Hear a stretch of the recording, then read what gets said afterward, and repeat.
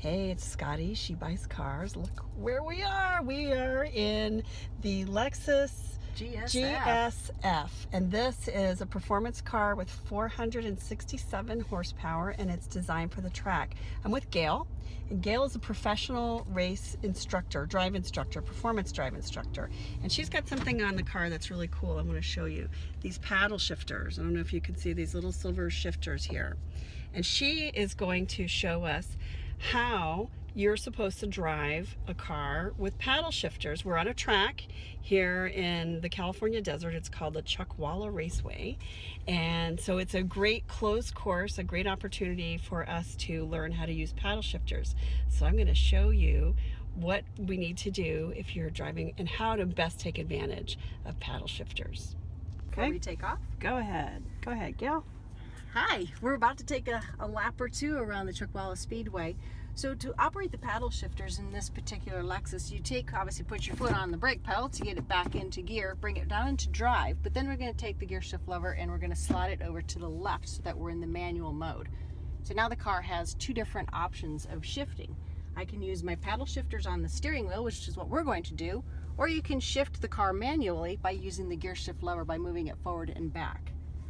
Now for a reference point, when I exit the pit lane here, I'm in first gear, and you can see that it's indicated right up here. As I accelerate, obviously we need to upshift, so I'm going to grab the pedal on the right, just give it a pull towards me, and we go up to second gear, and the indicator on the dashboard indicates that that's where we've gone to. Now as I start to accelerate around the track, we're going to get the car on the proper line. As we get into a straightaway, which is coming up right now as I exit the turn, we're going to accelerate. There's third gear, and we're going to go up to fourth gear. Now a corner coming up, we need to slow down a bit, so my brakes are on. Pull the left lever back towards me, and it downshifts back into third gear for me. Now it's just holding the gear. We can hear the tone of the engine changes as the RPMs change each time I shift. Exit the corner. Let's grab fourth just so we can hear it. A little bit of braking, and I'm going to downshift. Aiming into my turn here, using the proper line around the track, just make this car flow.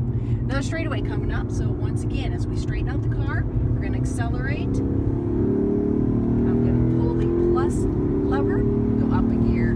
Here comes some braking. We need to slow down. We're going to go down to second gear this time. You can actually hear the throttle blip, so it makes sure the transmission has brought the RPMs up as it switches to that new gear. Down the hill past my apex. I heard some rubber squealing just there. Just a little tired talking. It was just a happy noise. That is a happy noise.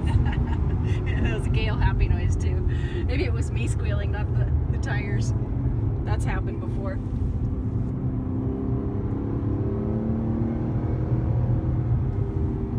Some people ask why we have paddle shifters on a car, and there's a multitude of reasons for different types of driving styles that we do. You might just want to put it in drive and not have to think about it. The car will do all of the shifting for you, especially if you're in traffic and you're just going about your way, you don't need to shift. Obviously, if you're on a fun track like this, you might want to put it into a manual mode and use the paddle shifters and or the gear shift lever to change your gears. Also, say you're just going up in the mountains for the weekend and you got that fun twisty road that you want to have a little more performance out of the car and have control of what gear the vehicle's in. Of course, you would use the paddle shifters for that. Alright, we're going to start a second lap here. So as we go down the straightaway, we'll accelerate and upshift.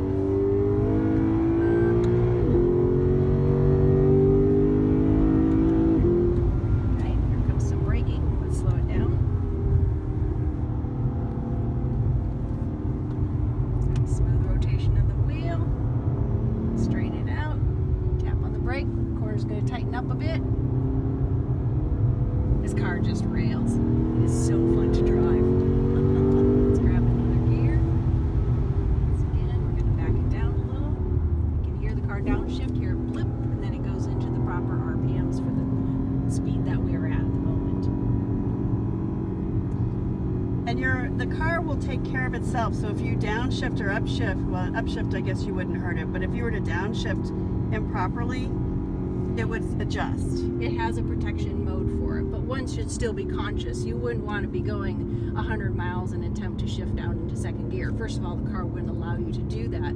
But say you were in a manual transmission car, you would never do that because you would cause serious and permanent damage to a vehicle if you should do that. So this type of transmission actually eliminates that.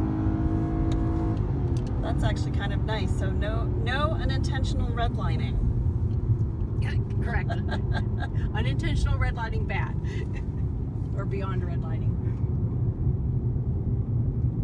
I will slow down just a little bit so we get some more space from that car. Yeah. Gail was driving very fast. Caught us up to traffic. It's pretty easy to do in the GSX. So I did just take a lap driving the paddle shifters, and thank you, Gail, for teaching me, because that was the first time I've driven with paddle shifters that I really had a feel for when I should shift and how it could be more fun than just driving an automatic. Although it's a little bit of a distraction too. You really have to listen to the car because you need to know what gear you're in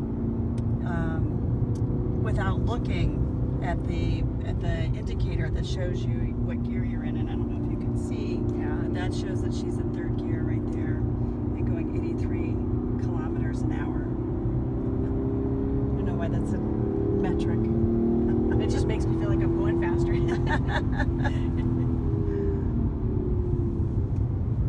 Well, and that brings up a good point. What you just did, the driving on the track, we're driving, a little bit brisker and whatnot, and so it's a little more of a challenge learning the racetrack where we're pointing you to be on the different lines on the track, as well as learning how to shift.